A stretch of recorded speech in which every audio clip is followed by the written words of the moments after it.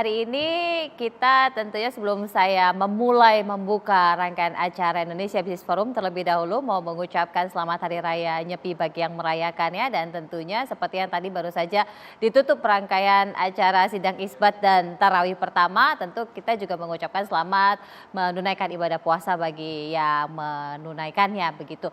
Dan ada yang menarik karena ketika kita memasuki bulan Ramadan biasanya euforia berbelanja. Ini salah satunya adalah berbelanja pakaian dan yang belakangan jadi tren ini berbelanja pakaian bekas. Tetapi ini yang muncul dan kemudian menjadi buah bibir bukan hanya di kalangan masyarakat tetapi juga justru di media bahkan menjadi perhatian presiden adalah pakaian bekas ini dalam tanda petik sudah semakin mengkhawatirkan karena dinilai mengganggu industri tekstil dalam negeri. Tapi benarkah bahwa impor pakaian bekas yang selama ini terjadi dan kemudian banyak dibeli oleh masyarakat ini mengganggu atau justru malah membuat industri tekstil ini semakin sulit kondisinya pasca hantaman COVID juga. Untuk itulah pada malam hari ini Indonesia Business Forum mengangkat tema mengenai kontroversi larangan impor pakaian bekas. Saya sudah bersama dengan 4 orang narasumber di studio dan 1 orang narasumber yang terhubung melalui video conference. Saya perkenalkan satu persatu terlebih dahulu.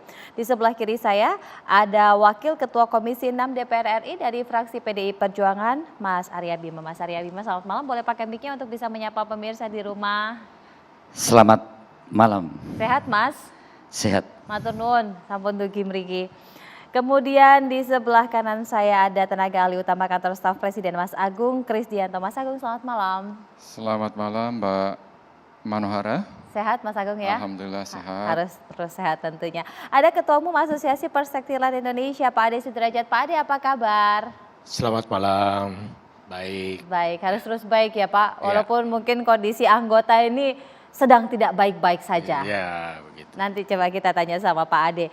Dan di sebelah kiri juga ada Pak Warson Aritonang, pedagang pakaian bekas. Pak Warson, selamat malam.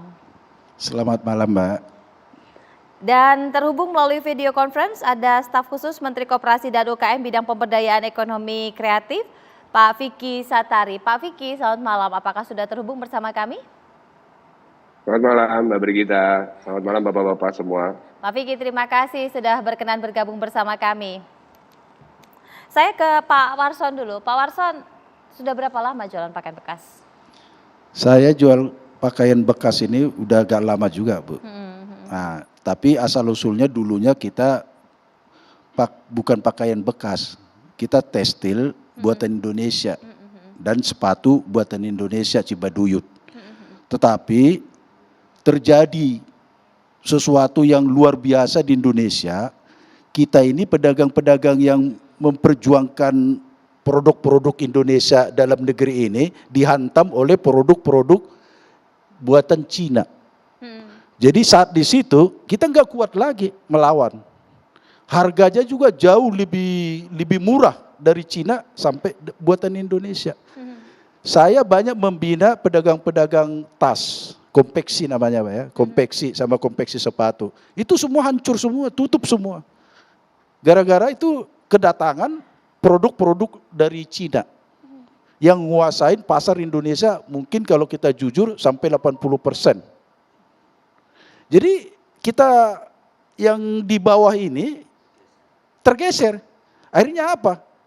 Akhirnya kita kan nggak bisa bergerak lagi. Ya kita nggak mungkin ya jual barang Cina, kita contohnya ya kita juga modal apa itu kan harus kontan, harus gimana kan. Jadi kita nggak kuat ngikutin iramanya itu.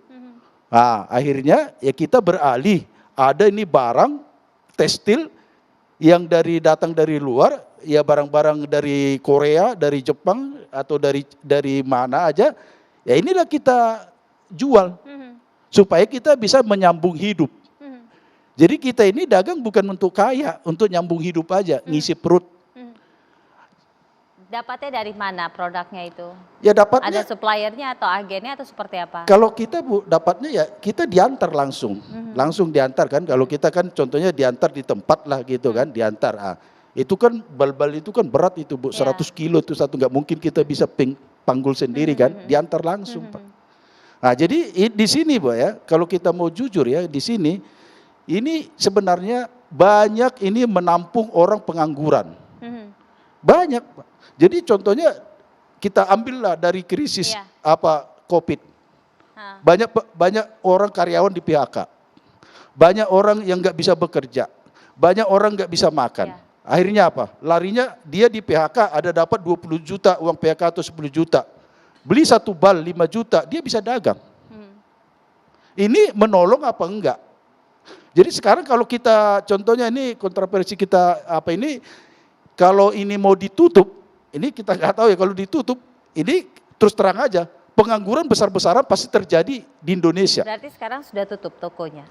Kalau kita sekarang masih buka, cuman bukanya itu udah kayak kita, kayak zaman perang, ketakutan. Di Senen itu udah ketakutan. Saya pikir Jokowi itu bukan nakut-nakutin rakyatnya sebenarnya. Cuman kita nggak tahu petugas ini mau cari barang bukti apa mau cari kinerja atau kita nggak tahu. Kenapa harus contohnya diserang yang, ya maksud presiden itu bagus. Mungkin stop dari luar. Jangan yang dari dalam ini, yang di pasar ini diobok-obok. Kita punya contohnya, maaf kata nih Mbak ya, kita nih mau lebaran ya, kita punya stok 4 bal. Atau 5 bal lah katakan. Kalau kita simpan, nanti datang polisi dilihat, wah kamu ini, ya. Jadi kita ketakutan semua. Pasar Senen Blok 3, chaos. Chaos semua, terus terang aja. Saya aspirasi ini saya bawa di chaos. Supaya Bapak Presiden tahu bahwa pedagang kecil ini udah menderita. Terus terang aja. Kami sebenarnya bagaimana juga kan harus Bapak Presiden memperhatikan kami. Ya. Kalau mau jujur terus terang aja kita katakan, bukan second ini menghancurkan UKM itu, bukan. Kami pelaku UKM, kami pedagang kecil kok, bukan pedagang besar. Bukan. Yang menghancurkan itu produk-produk yang langsung datang dari Cina itu, sendal, sepatu, tekstil, coba kalau kita lihat. Kalau mau jujur. Coba kita tanya ke Pak Ade. Pak Ade, sebenarnya dampaknya kalau dari catatan teman-teman di asosiasi, ini seberapa besar? Karena kejadian ini bukan baru 1 bulan atau 2 bulan, tapi sudah berlangsung hampir mendekati 20 tahun kejadiannya. Iya sudah lama sekali. Dan sudah disampaikan sebenarnya asosiasi ini mengenai aspirasi. Bagaimanapun juga kita kan hidup dengan kondisi dan dinamika yang terjadi pada dari waktu ke waktu. Tentu tahun 2000 sampai dengan 2010 ekonomi Indonesia masih bagus, juga penjualan juga kita bagus, sehingga gangguan-gangguan seperti ini tidak kita keluhkan, ya. Kemudian masuklah yang namanya perdagangan bebas, free trade agreement, baik itu ASEAN China free trade agreement maupun dengan Korea, dengan Jepang, ya. Itu mulai ya di 2010. Dari situlah kita sudah mulai kewalahan dengan daya saing Indonesia melawan daya saing industri yang ada di China. Kita terus terang khususnya Indonesia ini sangat lambat di dalam menyesuaikan cara-cara perdagangan yang ada di Indonesia dibandingkan dengan di luar. Yang namanya fleksibilitas di Indonesia ini hampir nggak ada. Jadi hubungan perdagangan antara industri hulu dengan hilir itu fleksibilitasnya sangat tinggi kalau di Cina. Bisa 6 bulan, 7 bulan, setahun, itu semuanya diatur oleh negara. Jadi negaranya memang mengatur perdagangan itu. Nah kita ini hanya diatur oleh ekonomi yang dikelola atau diatur oleh perbankan. Misalnya bunga sekian, dan semuanya perdagangan pun hanya diatur oleh perbankan yang berlaku. Tidak ada regulasi bagaimana hutang boleh lama, berapa lama, dan berapa besar. Nah fleksibilitas ini sangat penting di dalam dunia industri manufaktur. Itu adalah untuk meningkatkan daya saing kita ke depan. Termasuk pada pedagang akhirnya nanti. Itu dia juga mendapatkan insentif barang-barang yang relatif lebih kompetitif dibandingkan dengan produk yang lain. Tapi kualitas tidak ketinggalan, kurang lebih itu. Jadi itu baru dirasakan setelah free trade agreement makin kesini makin besar, Ya. masuk ke Indonesia, mempengaruhi Indonesia juga makin besar.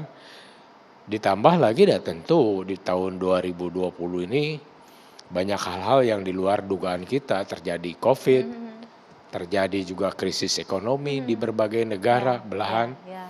Dan sekarang di Indonesia pun sendiri tidak baik-baik saja seperti yang kita banyak dengar. Indonesia ini sedang sakit sebetulnya. Cuman dikatakan baik-baik saja padahal sakit. Sakitnya kita tahu sedang mana. Mungkin dalam beberapa minggu terakhir kita juga sudah mendengar berbagai produk juga mengalami peningkatan, beras, telur, minyak goreng segala macam. Jadi kita sedang demam.